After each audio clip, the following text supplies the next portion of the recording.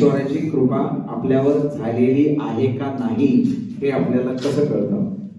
तर ते कळण्यासाठी एक आपण सुंदर वाक्य समजून घेऊया.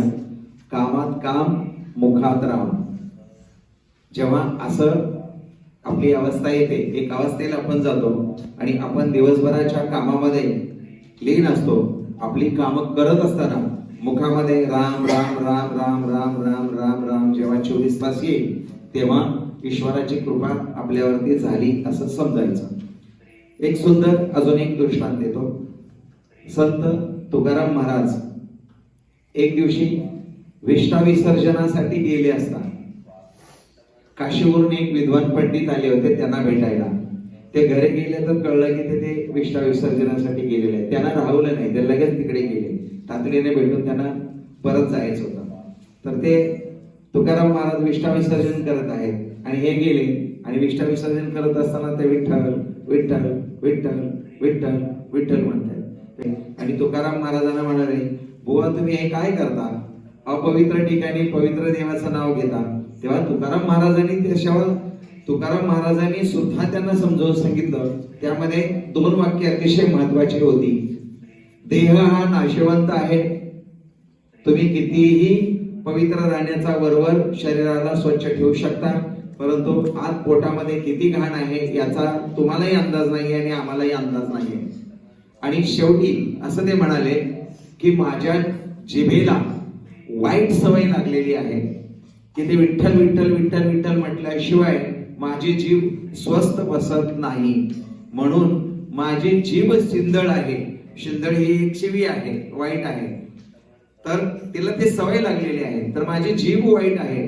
तर जेव्हा आपली अवस्था स्वामी स्वामी स्वामी किंवा कुठलीही आपली आवडीची जेव्हा देवता तिचं आपल्याला सतत स्मरण व्हायला लागतं आणि सतत आपण स्वामी स्वामी स्वामी स्वामी जेव्हा आपली नित्यनियमाची कामं करत असताना जेव्हा आपल्याला वाटतं की स्वामी स्वामी स्वामी स्वामी स्वामी स्वामी आणि दिवसभर स्वामी, आपल्याला व्यक्तीच्या रूपात स्वामी दिसतायत, आपल्याला शक्तीच्या रूपात स्वामी दिसतायत, मी काम करताना स्वामी मला मदत करतायत, उद्या या अमुक स्वामी करतील, मला त्याची चिंता नाहीये. असं जेव्हा आपली अवस्था येते तेव्हा असं हळूहळू समजायचं की आपल्याला ईश्वर प्राप्ती व्हायला आता सुरुवात झालेली आहे किंवा झाली आहे. साधारणपणे ईश्वराची आपल्यावरती कृपा व्हायला 3 वर्ष लागतात. सोपं नाहीये. 3 वर्ष सतत साधनेमध्ये असल्यानंतर ईश्वराची कृपा आपल्यावरती ऑटोमॅटिक होते. त्याचंही वैज्ञानिक कारण आहे. कारण 3 महिन्यामध्ये रक्तातलं वर्तुळ पूर्ण होतं. शरीरातल्या शरीरपेशी एक बदलायला थोडासा वेळ लागतो आणि जशा जशा त्या बदलत जातील तर शरीरातल्या जुन्या ज्या आधीच्या ज्या शरीरपेशी आहेत त्या शरीरपेशींनी नवीन पेशींना जन्म दिलेला असतो आणि त्या नवीन शरीरातल्या शरीरपेशींना आपण स्वामी स्वामी श्री स्वामी समर्थ किंवा राम राम राम किंवा विठ्ठल विठ्ठल विठ्ठल बोलत असतो. तेव्हा त्या आतल्या शरीरपेशींना एक वेगळं वळण लागत असतं. आता आपण धर्माचरण करतोय, आता आपण ईश्वराचरण करतोय, आता आपला देह आपल्याला पवित्र राहायला पाहिजे, आपलं मन शुद्ध व्हायला लागतं. आणि एकदा मन शुद्ध झालं की आपल्याला दुसऱ्या प्रती कधीही द्वेष निर्माण होत नाही. सगळ्यात महत्वाची खूण ईश्वराची जर आपल्यावरती कृपा झाली तर आपल्याला एखाद्याने जरी वाईट जरी बोललं तरी आपल्याला त्याच्याबद्दल द्वेष निर्माण होत नाही. सगळ्यात आधी असं वाटतं की या काय माणसाला बोलावं, त्याची दया येते, याला काही कळतच नाहीये नेमकं काय होत आहे. आणि अधिकाधिक ज्ञान उत्पन्न करून घेण्याची इच्छा होते. तेव्हा समजायचं की ईश्वराची प्राप्ती आपल्याला व्हायला सुरुवात झालेली आहे. ईश्वराची कृपा आपल्यावरती व्हायला सुरुवात झालेली आहे. स्तोत्र मंत्र म्हटल्यानंतर आपल्या शरीरामध्ये एक वेगवेगळे बायोकेमिकल्स रिॲक्शन्स होतात.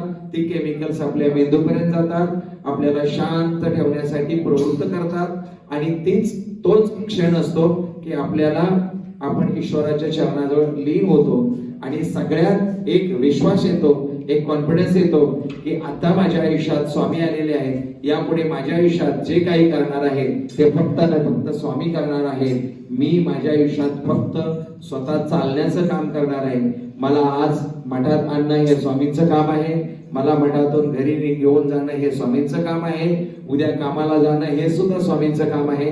पगार मिळवून देणं हे सुद्धा स्वामींचं काम आहे. तो मिळालेला पगार स्वामींच्या चरणी अर्पण करून तो प्रसाद रूपाने स्वीकारून आपल्या संसारामध्ये खर्च करणं हे सुद्धा स्वामींचंच काम आहे. जेव्हा आपली अशी अवस्था येते स्वामी स्वामी स्वामी स्वामी स्वामी म्हणजेच कामात काम आणि मुखात राम, अशा पद्धतीनं जर आपल्यामध्ये तशी एनर्जी एक डेव्हलप होत गेली तर समजायचं की आपल्याला आता ईश्वराची कृपा आपल्यावरती झालेली आहे. बर, आता ईश्वराची कृपा झाली म्हणजे आता काही पुढे बंद करायचं का? तर नाही.